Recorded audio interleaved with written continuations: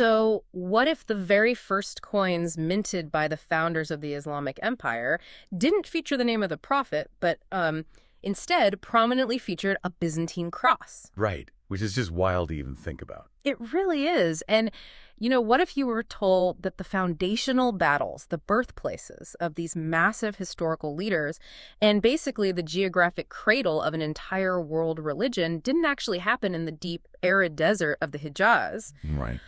but rather like 1,000 miles to the north, right in the vibrant, heavily contested heart of the Fertile Crescent? Yeah, it completely changes everything. It really does. So today, we are taking the historical map you have internalized your entire life, and we are flipping it upside down and basically shifting the entire axis of the 7th century. I mean, it is the ultimate exercise in historical disorientation. Oh, absolutely. Because when you physically move the geography of an origin story, Yeah.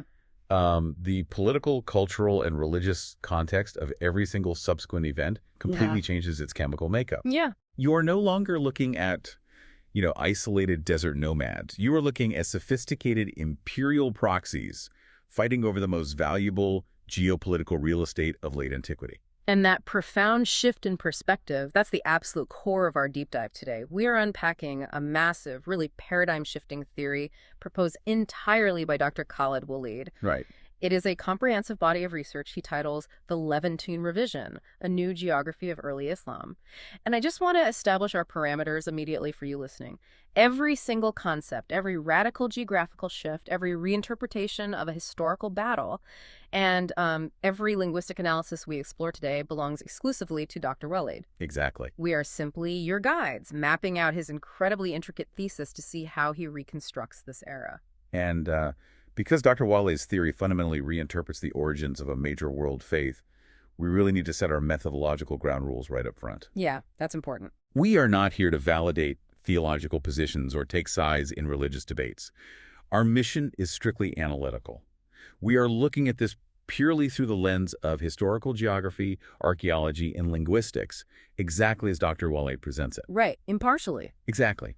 We want to understand the mechanics of his argument, how he uses material evidence to suggest that the history we accept today might be the product of a much later, politically motivated cartographic shift. Right. So if Dr. Walid is going to unravel a 1,400-year-old consensus, he can't just rely on texts written centuries after the fact. No, definitely not. Because traditional Islamic historiography, the vast collections of hadith, the biographies by Ibn Ishaq, the annals of al-Tabari, these were primarily codified in the Abbasid era. Right, which is roughly 150 to 200 years after the events supposedly took place. Exactly. So for a historian trying to reconstruct the absolute ground zero of the 7th century, where does Walid even begin to unravel this map? Well, he anchors it in the ground. Specifically, he relies on the physical earth and the material artifacts it has yielded from the very earliest days of the Umayyad Empire. Dr. Walid heavily utilizes the foundational framework established by the neo-revisionist school of Western scholars. Oh, right. We're talking about the methodology championed by researchers like Patricia Crone, Michael Cook, Robert Hoyland, and Stephen Shoemaker, right? Exactly, yeah. Those are the big names. So if I understand Dr. Walid's application of their work correctly, the core philosophy here is a strict, almost ruthless material-first approach. Like, if a document wasn't written exactly when the event happened or a coin wasn't stamped in that specific decade, it basically takes a backseat. Precisely. The neo-revisionists, and Dr. Walid by extension, they prioritize non-Islamic, strictly contemporary sources over the later systematized Islamic narrative. Right. They demand primary evidence, so we're talking Syriac manuscripts written by monks, literally watching armies march past their windows. Oh, yeah. Greek administrative papyri, and crucially, the physical currency changing hands in the markets. And this is exactly where Dr. Walid introduces his first major piece of evidence. The coins. Right. The early copper coins, or fulus, minted during the reign of Muawiyah, who was the architect of the Umayyad dynasty. And this is where the standard narrative immediately fractures, doesn't it? Oh, completely. Because Dr. Walid points out that these early coins, which were minted in major Levantine hubs like Damascus, Homs, and Tiberias, they simply do not match the profile of a newly solidified, dogmatically distinct Islamic state. No, they don't at all. You look at these coins and you see an image of Moria standing, wearing imperial garb, but right alongside him is a Byzantine cross. Yeah, a literal cross. And you have his name written not in Arabic, but in Greek Moavia. Right. And now eventually you do see the Arabic inscription Bismillah, meaning in the name of God, but Dr. Walid highlights a glaring absence here. There's zero mention of Muhammad as a prophet, and there's no trace of the full Shahada, the core Islamic declaration of faith. And in the context of a nascent theocracy, which is how the Umayyad state is traditionally viewed, that omission is staggering. I mean, it's like finding a Roman emperor's coin with a Celtic symbol on it. Exactly. Currency is the ultimate tool of state propaganda in antiquity. It is how a ruler broadcasts their legitimacy and their ideology to the masses. Right. Minting dies are tightly controlled by the state. You don't accidentally leave the name of your founding prophet off your currency, while simultaneously stamping the symbol of the rival Byzantine Empire right next to your face. You really don't. It forces a complete reevaluation of what Muawiyah was actually ruling and what his cultural and religious alliances truly were at that exact moment. So what does Dr. Walid make of this? Well, his interpretation of this anomaly is fascinating. He argues that the presence of the Byzantine cross does not imply Muawiyah was practicing Orthodox Trinitarian Christianity. Okay. Instead, Dr. Walid posits that Muawiyah was operating in a proto-Islamic phase. A proto-Islamic phase. Right. He wasn't the caliph of a finalized religion. He was acting as a monotheist Arab leader. He was at the helm of a broad, highly fluid Abrahamic confederation. Oh, I see. This was an era before the strict theological boundaries of Islam had been codified, formalized, and legally hardened. So he's basically broadcasting a generic umbrella monotheism, a message of, we believe in the one God of Abraham, which is politically brilliant because it appeals to the massive populations of Christians, Jews, and these emerging Arab monotheists all living under his jurisdiction in the Levant. Exactly. It's a unifying move. And Dr. Walid doesn't rely on coins alone, right? He brings in documentary evidence, too. Yes, specifically the PERF 558 papyrus discovered in Egypt. Right, dating to the year 22 AH, which is roughly 643 AD. Yeah. It's a bilingual Greek and Arabic tax receipt. Muawiyah's name is on it, and he signs it as Abda'ah, meaning servant of God. Now, traditional history views that simply as a pious, standard Islamic name. Right, but Dr. Walid argues we need to read it differently in this proto-Islamic context. He argues Abdullah functioned as a generic, monotheistic royal title. Like a diplomatic identifier. Exactly. It was acceptable to all the Abrahamic faiths in his empire, rather than a strictly dogmatic, exclusionary claim. Furthermore, Dr. Walid looks at how the neighbors were describing this movement. Right, the external observer. He analyzes contemporary Syriac and Armenian records. When you read the Armenian Bishop Ceballos, or the Doctrine of Jacobi, or the anonymous Khuzestan Chronicle, these are texts written by people who were actively experiencing the geopolitical upheaval of the 630s and 640s. And they don't use the vocabulary of later Islam, do they? No, they don't talk about a new religion from the Hijaz at all. Wow. They describe the ruling Arabs as governing by the law of Moses. They never refer to Muawiyah with the later religiously loaded title of Caliph. What do they call him? Explicitly, they label him a king of the Arabs. What's fascinating here is how they view him through a purely geopolitical and ethnocultural lens, not a prophetic one. So, to these external observers, Muawiyah is a tribal king leading a vast monotheistic coalition, not the religious successor to an entirely distinct new prophet. That is a massive distinction. It is. And Dr. Walid synthesizes all this material and textual evidence to place the early Umayyads into a very specific conceptual space. Okay, what kind of space? He borrows the Islamic theological concept of barzakh. Barzakh, meaning like a purgatory or a barrier? Exactly. A transitional realm. For Dr. Walid, the early Umayyad period was a historical barzakh. It was a fluid, transitional era, bridging the initial spark of a prophetic monotheistic movement and the eventual establishment of a fully formed, dogmatically rigid religious state. That would only crystallize decades, if not centuries later. Right. They were a society in the middle of becoming. Okay, but this raises an immediate, glaring question for me. If the early Umayyads were utilizing Byzantine crosses on their coins, employing Greek in their administration, and leading this deeply integrated Levantine monotheistic coalition, who exactly were they? Right, it's the big question. Because the traditional narrative insists they were Bedouin tribesmen who burst out of the deep deserts of the Hijaz, completely foreign to the sophisticated imperial structures of the north. Yeah, and Dr. Walid says that physical impossibility necessitates a different answer. He argues we need to look at the people who had already been living in the Levant for centuries. The Ghassanids. Yes, like Ghassanids. To accept Dr. Walid's geographical shift, you really have to understand the geopolitical reality of the 6th and 7th century Levant. Okay. Dr. Walid proposes a theory of seamless continuation. The Umayyads, in his framework, were not a sudden foreign insertion into the Levant from the distant south. They were the direct political, military, and social continuation of the Ghassanid kingdom. So if Walid is pointing to the Ghassanids, he's essentially saying the Byzantine Empire's most militarized, sophisticated Arab proxy state didn't just vanish into thin air when the political winds changed, they just rebranded and took over. Exactly. Because the Ghassanids were Arab, yes, but they were deeply Levantine. They were monotheistic, generally non-Trinitarian Christians. They were heavily militarized Federati, treaty-bound allies of Constantinople. They knew how to run Byzantine taxation systems, they knew Greek administration, and they knew imperial warfare. Exactly. Dr. Walid argues that when the Byzantine and Sasanian empires exhausted each other in their catastrophic early 7th century wars, a massive power vacuum opened in the Levant. Right? The Ghassanids didn't disappear. They evolved to fill that vacuum. The Umayyads, as their inheritors, retained the Arab identity, the broad monotheism, and the deeply ingrained Byzantine administrative habits. Which perfectly explains why Muawiyah mints coins with Greek script and crosses. Yes. It was the administrative language and visual currency of power his people had been using in the Levant for generations. But hold on, let me step into the shoes of the traditional historian here, because this is where Dr. Walid's theory faces a massive textual hurdle. Okay, go for it. If the Umayyads are essentially the sophisticated, urbanized, Byzantine allied Ghassanids, how on earth does Dr. Walid reconcile that with the Quran itself? The Umi question. Yes. The text frequently and explicitly addresses the early community as Umi, and the standard, universally accepted translation of Umi is illiterate or unlettered. Right. It is the foundational proof used to describe a society of deep desert nomads who couldn't read or write, which makes the linguistic miracle of the Quran so profound.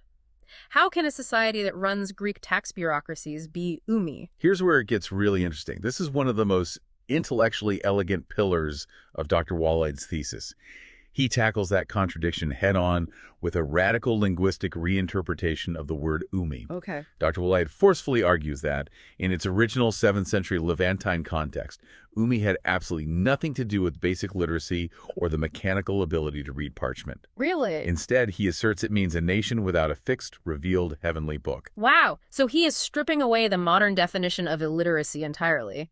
He's saying that when the text calls the people Umi, it's not commenting on their education system, it's commenting on their theological inheritance. They didn't have their own standardized divine scripture in their own language. That is precisely the mechanism of his argument.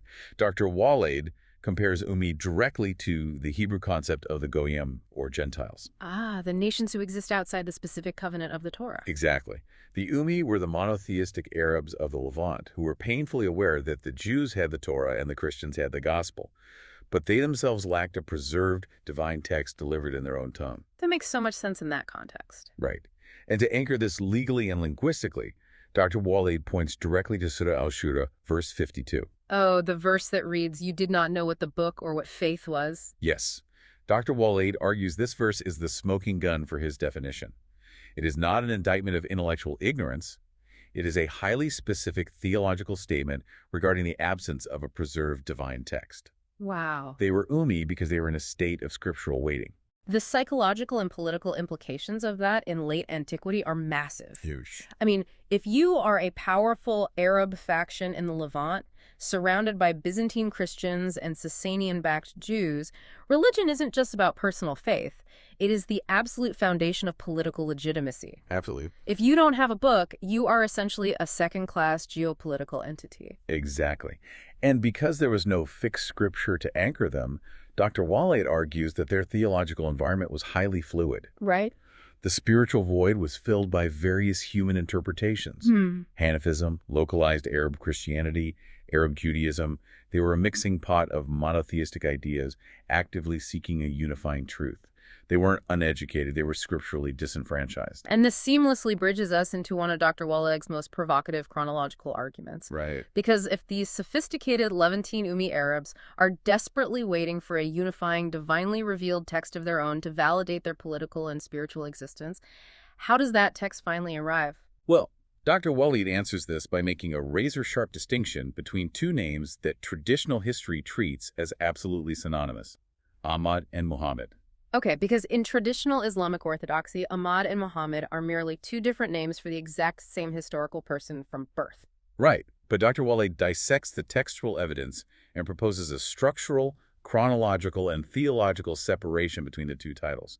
He believes they represent two distinct phases in the progression of the revelation. Okay, let's look at the textual root of this. Dr. Walid points to Surah As-Saf, verse 6. Yes. This is the verse where Jesus is depicted as addressing the children of Israel, foretelling the coming of a messenger whose name will be Ahmad. Right. And in Dr. Walid's framework, you have a thoroughly Levantine figure, Jesus prophesying within a Levantine context about a future figure named Ahmad. So it's very geographically contained.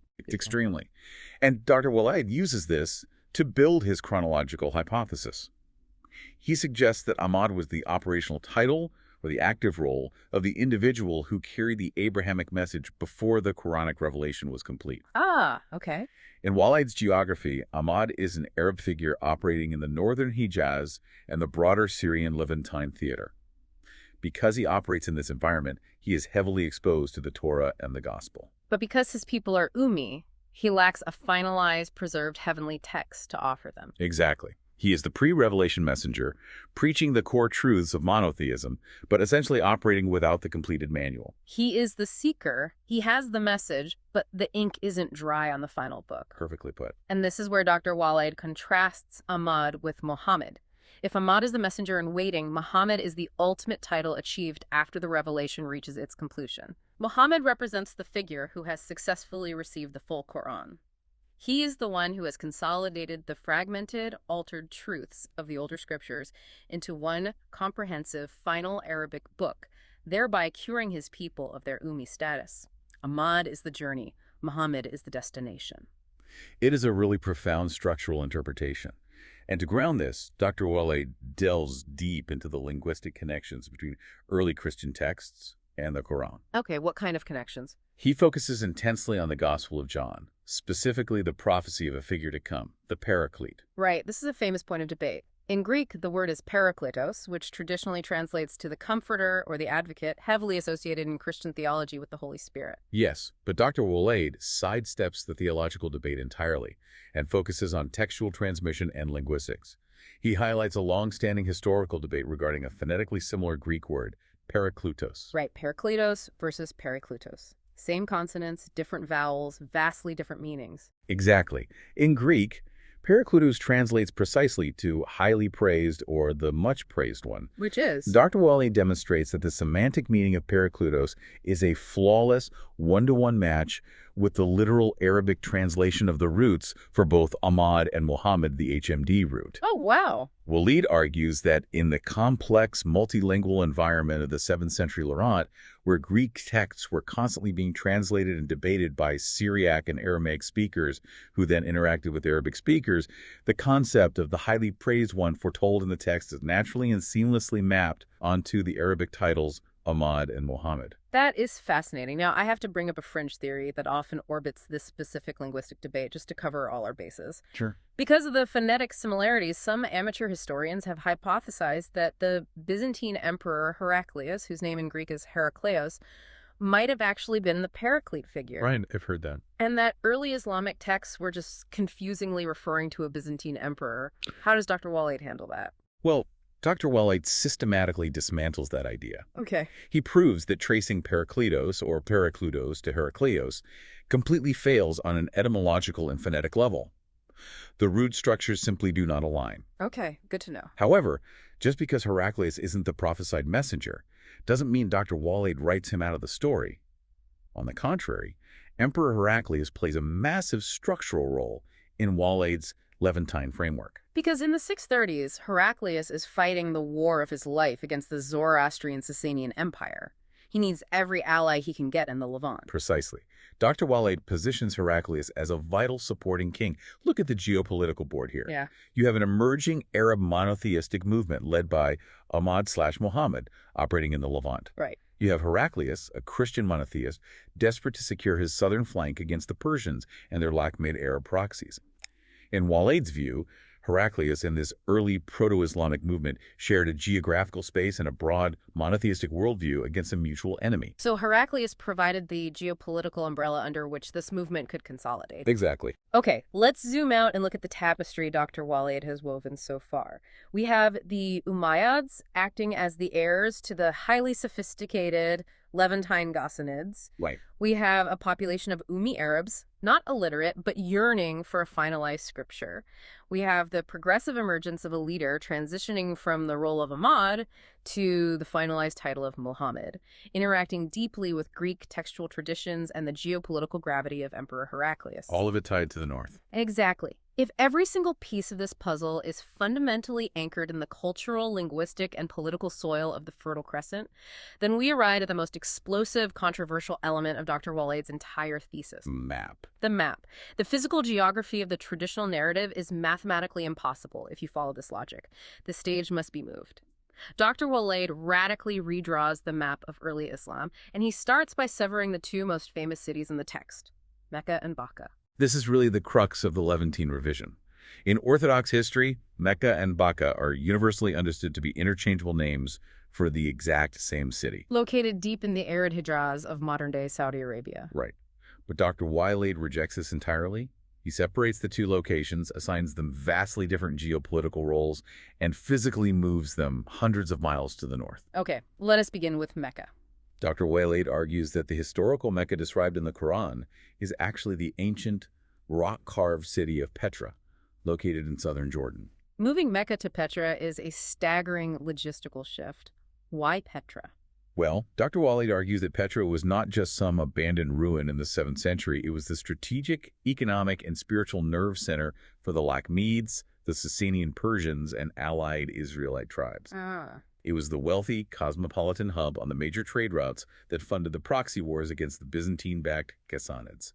And Dr. Walid insists the Quran itself provides the architectural blueprints to prove it. He relies heavily on the physical descriptors embedded in the text. Right. Yes.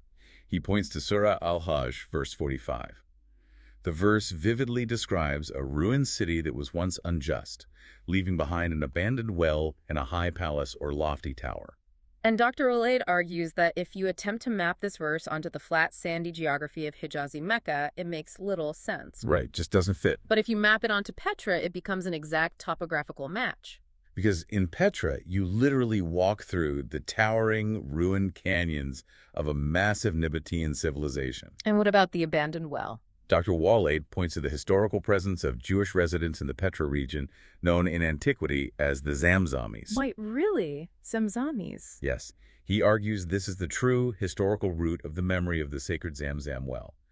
It wasn't a miraculous spring in the deep desert. It was a contested water system in the rocky canyons of Petra. That is wild. And the high palace? Dr. Walid identifies the high palace of the Quranic verse directly with Qasr al-Bint. It's the towering, imposing ancient temple dedicated to the deity Dushara, which still physically dominates the ruined landscape of Petra today. For Dr. Walid, the author of the Quran, is not speaking in vague metaphors. They are describing the literal, physical ruins of Petra, which served as the operational headquarters for their Lakhmid enemies. So if Mecca is Petra, the headquarters of the Lakhmid-Sasanian alliance, then what is Bakkah? Dr. Walid sets up Bakkah as its geopolitical and spiritual counterweight. He identifies Bakkah not as a synonym for Mecca, but as the city of Jerusalem, located in Palestine. Jerusalem. Yes. In Dr. Walid's geopolitical map, Jerusalem Bakkah was the spiritual and operational center for the Ghassanids and the broader Christian monotheist coalition, including the group referred to in Islamic texts as the Ansar, or the Helpers. Okay. Walid maps the Quranic descriptors of Bakkah flawlessly onto Jerusalem.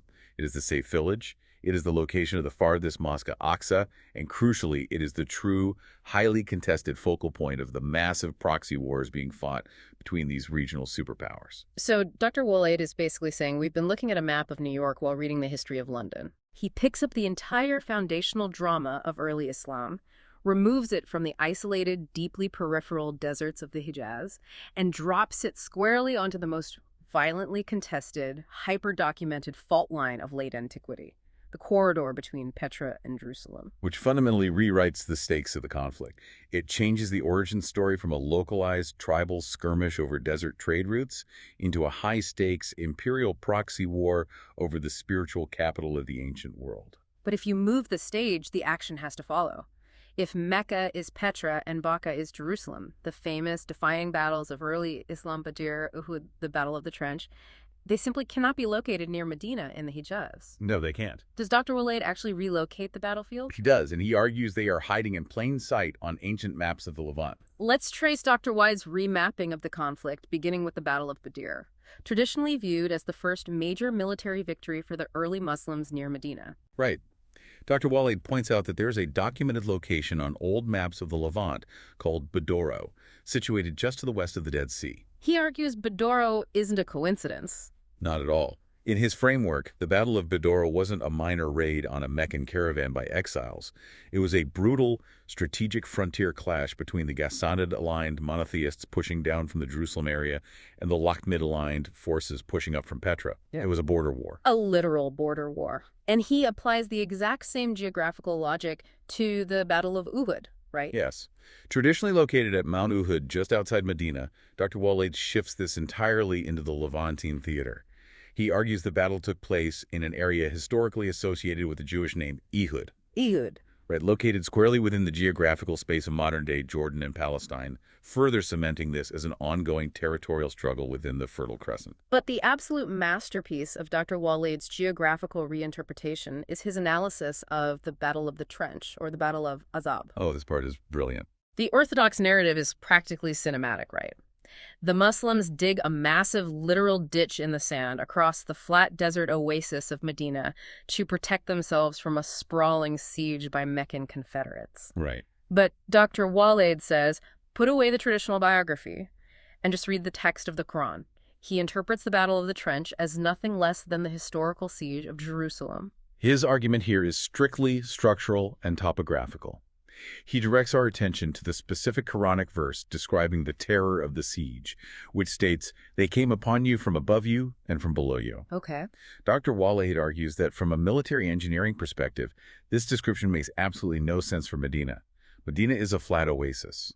An army does not attack you from below in a flat desert. But if you map that verse onto the topography of Jerusalem, it's chillingly accurate. Exactly. Jerusalem is built on a mountain ridge, surrounded by deep, plunging ravines like the Kidron and Tyropean valleys. It features steep, multi-level walls and an ancient, complex network of subterranean tunnels and catacombs. Right. If you are surviving a siege in Jerusalem, the enemy is literally raining fire down on you from the high ground above the walls and simultaneously attempting to breach the city from the valleys and tunnels below you. Yeah. From above you and from below you isn't poetry. It is a literal, tactical description of defending Jerusalem. And Dr. Walid continues this northward migration of the battlefields. The Battle of Hunain, traditionally placed in a valley near Mecca, is relocated by Walid to an area just north of Jerusalem. Wow. But the most profound implication of this shifting map involves the climax of the narrative, the conquest of Mecca. Right, because if Mecca is Petra and Bakkah is Jerusalem, then what is the conquest? In Dr. Walid's framework, the event celebrated as the conquest of Mecca was, in historical reality, the liberation of Jerusalem-Bakkah from the grip of the Sasanian and Lakhmid forces. So they didn't conquer their old hometown, they liberated the holy city. Exactly. And Dr. Walid insists this wasn't achieved by an isolated Arab force. He argues it was a joint military operation, supported by the Byzantine Emperor Heraclius, where Levantine monotheists permanently secured the holy city. That dramatically alters how we view the macro history of the region, especially events like the Battle of Yarmouk in 636 AD. Oh, completely. Because the history books present Yarmouk as this massive, unexpected tidal wave, an Islamic army exploding out of the southern deserts to decisively crush the Byzantine Empire and conquer the Levant. But if we follow Dr. Walid's logic, that entire premise is backward. Totally backward. If we connect this to the bigger picture, Yarmouk was not a foreign invasion. According to Dr. Walid, the Battle of Yarmouk was the bloody climax of a multi-generational, internal Levantine civil war. An internal civil war. Yes. It was the definitive moment where the Arab-Ghassanid Byzantine alliance finally broke the back of the remaining Sasanian-Lakhmid alliance. They weren't conquering the Levant. They were locals, violently consolidating their power over their own homeland to secure Jerusalem once and for all. Okay, I am tracking with the geography, and the topographical arguments for Jerusalem are genuinely compelling. But I have to represent the skeptical listener here. Sure. Because there is a massive, seemingly insurmountable flaw in this entire Levantine theory. If the people fighting these battles were a sophisticated coalition of Ghassanid proxies and Byzantine allies, why do they all have distinctly Bedouin, Hijazi names? Right, it's the elephant in the room. We are talking about the closest companions of the prophet figures with massive, volumes-long biographical traditions in Islamic historiography, like Khaled ibn al-Walid, Abu Bakr, Umar, Uthman. If they were Byzantine operatives in the Levant, why do they sound like desert nomads? Did Abbasid historians just invent these people out of thin air? It is the most vital pushback to the theory, and Dr. Walid dedicates a massive portion of his research to explaining the precise mechanism of this transformation. He doesn't believe Abbasid historians invented these figures from nothing. Okay. Rather, he argues we are all victims of a massive, centuries-long linguistic illusion. Linguistic illusion. According to Dr. Walid, the names of these pivotal early figures are not actually birth names given to children in Bedouin tents. They are Arabized, literal translations of high-ranking Syriac, Greek, and Nabatean military and administrative titles used by the Levantine coalition. Wait, really? So they were titles, not names? Exactly. He argues that over the course of 150 years of oral storytelling, before the histories were officially written down by the Abbasids, formal military ranks mutated into first names. That's incorrect. And his primary example for this is absolutely staggering. Khaled ibn al-Walid, the Sword of Allah. Right. Khalid is universally viewed as the archetypal Arab warrior name. But Dr. Walid points to the epigraphic record. He notes that if you look at ancient pre-Islamic Arabic inscriptions, the name Khalid essentially does not exist as a common given name. It doesn't. It is statistically absent from the early epigraphic record. So Dr. Walid analyzes the etymology. The Arabic root of Khalid means immortal or eternal. Dr. Walid proposes that this is not a poetic coincidence. He argues that Khalid is a direct, literal Arabic translation of a highly specific Greek military honorific, Herakleios. Oh my God, Herakleios, which derives from Heracles or Hercules, the immortal, undefeatable hero of Greek myth. Precisely. In the Byzantine military apparatus, a commander who achieved legendary status, who demonstrated preternatural battlefield brilliance and seemed virtually immortal to his enemies, might be granted a title derived from Heracles. Mind blown. So you're saying? Dr. Walid's thesis is that Khaled ibn al-Walid wasn't a man born with that name in Mecca. He was a brilliant Ghassanid or Byzantine alliance military commander leading forces in the Levant. He held the supreme rank or honorific of the immortal one, Herakleios in Greek. Wow. When his exploits were recounted by his Arabic-speaking troops, they translated his title into their local dialect as Khalid. Over generations of oral transmission, the Greek military rank calcified into an Arab personal name, complete with a retroactively generated family lineage. He was literally the Heracles of the Arab coalition. That fundamentally changes how you read the military history. It really does. And Dr. Walid systematically applies this decoding mechanism to the other major companions. Right? Let's take Abu Bakr, the first caliph. The traditional translation is awkwardly literal, something like father of the camel foal. Right. But Dr. Walid traces it to the Syriac word Bakkah, which means firstborn or first to believe. That is a highly theological title, perfectly fitting the man who was the first to accept the new revelation, rather than a random Bedouin nickname. That makes infinitely more sense. He continues this pattern with Omar, the second caliph. Dr. Walid draws etymological parallels between Omar and the Greek word ambrosios, which also carries the meaning of immortal or divine favor, or alternatively the Syriac word amra, denoting supreme strength, vitality, and lifespan. And Uthman. For Uthman, Dr. Walid looks to Aramaic and Nabatean roots, suggesting the name derives from a formal title, meaning the protector or guardian. And even Muawiyah, whom we discussed at the very beginning, Dr. Walid traces back to a Syriac root, meaning the counselor or the advisor. So when you open the ancient texts and read the rosters of the early battles, you aren't reading a list of guys who grew up in the same neighborhood in Hijazi Mecca. No. You are reading a formalized roster of military ranks, administrative titles, and theological honorifics. Exactly. In Walid's view, this was a deeply cosmopolitan army fighting an imperial war in the Levant. a coalition of Ghassanid commanders carrying Greek titles, Lakhmi defectors, Northern Jews, and Syriac Christians. And it was only later, when the Abbasid Empire needed to create a unified, distinctly non-Byzantine, Arab-centric origin story, that these titles were literalized into personal names with deep desert pedigrees. This linguistic decoding is the architectural keystone of Dr. Walid's thesis. It allows the massive geographical shift to make logical sense. But Dr. Walid's work doesn't stop at redrawing maps and decoding names.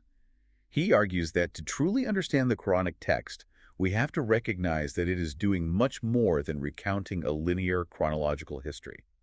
He argues the text is actively constructing a repeating, cosmic, and highly political myth about the Levant itself. Right, because if you read the text literally, it can seem disjointed sometimes. Yeah. But Walid applies a macro, almost sociological lens to the more mystical elements of the Quran.